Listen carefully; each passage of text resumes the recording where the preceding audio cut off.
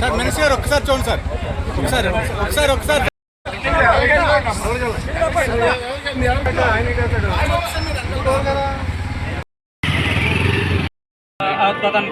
प्रतिहिताभिरस्ता बृहस्पतेन रथेन रक्षोः मित्राग्मोभागमावीरयत्नमिन्द्रकं सर्वेरस्सहस्वान् वाजीसहमानवग्रः अभिवीरो अभिसत्व सहोजायैत्वमिन्द्ररथमादिष्टगोविदो अभिगोत्राणि सहसागाहमानो दायो वेदस्य तमन्युरिन्द्रः दुश्चवन् यज्ञपुरयेतु सोमः देवसेनानामभियाः फलनीर्याबलपुष्पायाश्च पुष्पिणीः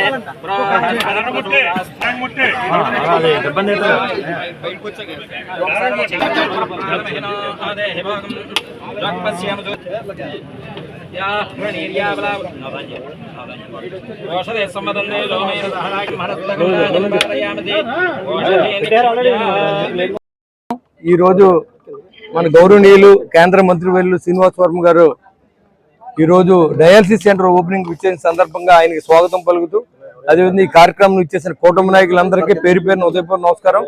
ఎందుకంటే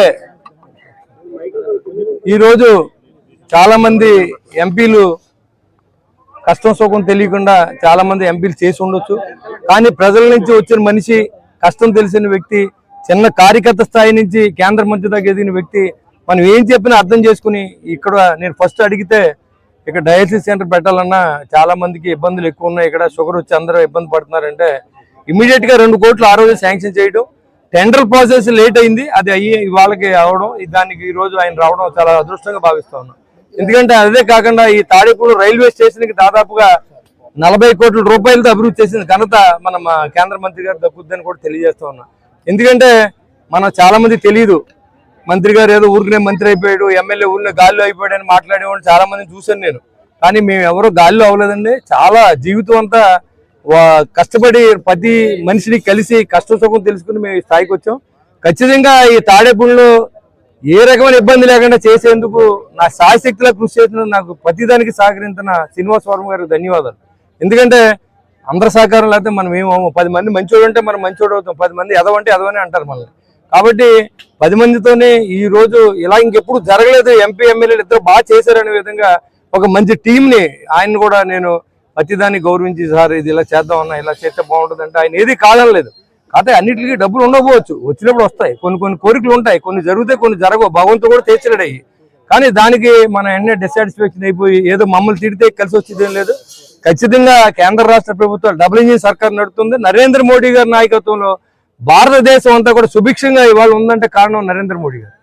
ఇవాళ ప్రపంచ దేశాలన్నీ అరిటాకులా వణిగిపోతూ ఉన్నాయి, కానీ భారతీయులందరూ కూడా గుండెల మీద చేసి పడుకున్నారంటే దానికి నరేంద్ర మోడీ గారే కారణం. కాబట్టి మరి ఎప్పుడు కూడా మనం విశ్వాసంగా ఏదైతే నరేంద్ర మోడీ గారి సహకారంతో, శ్రీనివాస్ వర్మ గారి సహకారంతో, ముఖ్యమంత్రి గారి సహకారంతో, అదేవిధంగా పవన్ కళ్యాణ్ గారి సహకారంతో ఈ తరఫున మీ గళాన్ని వినిపించగలం. కాబట్టి మీ అందరూ కూడా పేరు పేరున ఉదయపూర్వ నమస్కారం. మన కేంద్ర మంత్రి గారు మన కాన్స్టిట్యూన్సీకి ఏం కావాలన్నా కాదనకుండా ఆయన చేస్తూనే ఉన్నారు, ఇంకా చేయించాలని మనం అడుగుతూనే ఉంటాం. అమ్మకి ఎప్పుడు రోజు అన్నం పెట్టమని అడగాలి, అలాగే ఆయన అమ్మలాంటోడు మన పిల్లలంటోడు. కాబట్టి మీ తరఫున నన్ను నెగ్గించారు కాబట్టి ఆయన అడుగుతూనే ఉంటాను, ఆయన అన్నం పెడతానే ఉండాలి, అన్నిదా భావించొద్దని ఆయన నమస్కారం తెలియజేసుకుంటూ మరి ఇవాళ చాలా ప్రోగ్రామ్స్ ఉన్నాయి, ఆయన కూడా ఆయన సందేశాన్ని ఇవ్వాల్సిందిగా నేను కోరుతా ఉన్నాను. ఏదైతే పెద్ద ఎత్తున డయాలసిస్ పేషెంట్లు పెరుగుతున్నటువంటి సందర్భంలో పేషెంట్లకి సరిపడే సౌకర్యాలు లేవు అనేటువంటి విషయాన్ని ఆలోచన చేసి దాదాపు 2 కోట్ల రూపాయలతో ఇక్కడ డయాలసిస్ సెంటర్ని ఏర్పాటు చేయాలని నిర్ణయం చేయడం, దీనికి స్థానిక శాసనసభ్యులు బొలిశెట్టి శ్రీనివాస్ గారు పదే కోరడం కారణం. ఎందుకంటే తాడేపల్లిగూడెంలో డయాలసిస్ సెంటర్ ఆల్రెడీ ఉన్నది. గతంలో ఎప్పుడైతే ఎన్డీఏ ప్రభుత్వం ఉన్నదో 14 నుంచి 19 వరకు అప్పుడు కామినేని శ్రీనివాస్ గారు ఆరోగ్య శాఖ మంత్రి గుండా స్థానిక శాసనసభ్యులు మాణిక్యాలరావు గారు ఉండగా అవాళ ఇక్కడ డయాలసిస్ సెంటర్ని ఏర్పాటు చేయడం జరిగింది. తణుకులో డయాలసిస్ సెంటర్ ఉన్నది, కానీ భీమవరంలో డయాలసిస్ సెంటర్ లేదు, డిస్ట్రిక్ట్ హెడ్ క్వార్టర్. నేను ఏదైనా డిస్ట్రిక్ట్ హెడ్ క్వార్టర్లో ముందు ప్రారంభించాలనుకుంటే లేదన్నా ఇక్కడ సరిపోవడం లేదు, మా దగ్గర 10 మిషన్స్ ఉన్నాయి, ఇంకా రిక్వైర్మెంట్ ఉంది, బిల్డింగ్ కూడా కావాలి మాకంటే నేను భీమవరం కన్నా ముందు తాడేపల్లిగూడానికి నేను 2 కోట్ల రూపాయలు మంజూరు చేయడం జరిగింది. ఏదైతే ఎన్ఎండిసి సిఎస్ఆర్ నిధులు ఉన్నాయో సిఎస్ఆర్ నిధుల ఆధారంగా ఇక్కడ డయాలసిస్ సెంటర్ నిర్మాణం చేయడం, డయాలసిస్ యూనిట్లు అందరంగా దాదాపు 10 యూనిట్లు ఇక్కడ పెట్టడం జరుగుతుంది రాబోయేటువంటి రోజుల్లో. ఇవాళ డయాలసిస్ పేషెంట్లు ఇందాక శాసనసభ్యులు చెప్పినట్టు పెద్ద ఎత్తున పెరుగుతూ ఉన్నారు. చాలా చోట్ల స్లాట్స్ దొరకనేటువంటి పరిస్థితి ఉన్నది పేషెంట్స్కి.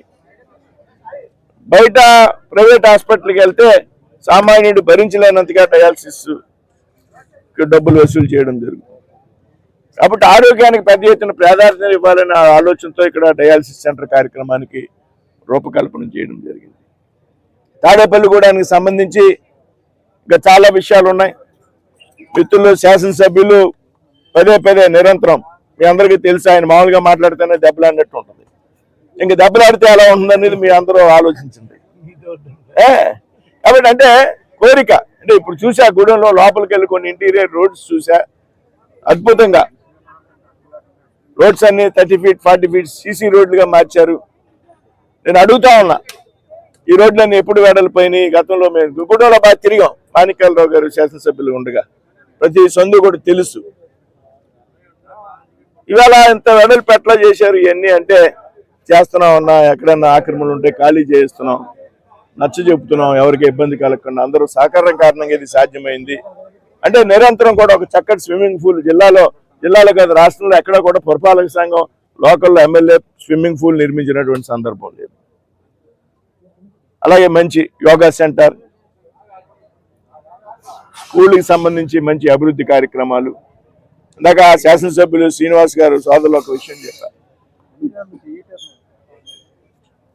ఎవరైతే క్షేత్రస్థాయిలో పనిచేసి ప్రజాప్రతినిధులుగా ఎన్నికైతారో వారు మరింత సమర్థవంతంగా పనిచేయగలుగుతారు అనేటువంటి విషయాన్ని దయచేసి అందరూ గ్రహించాలి.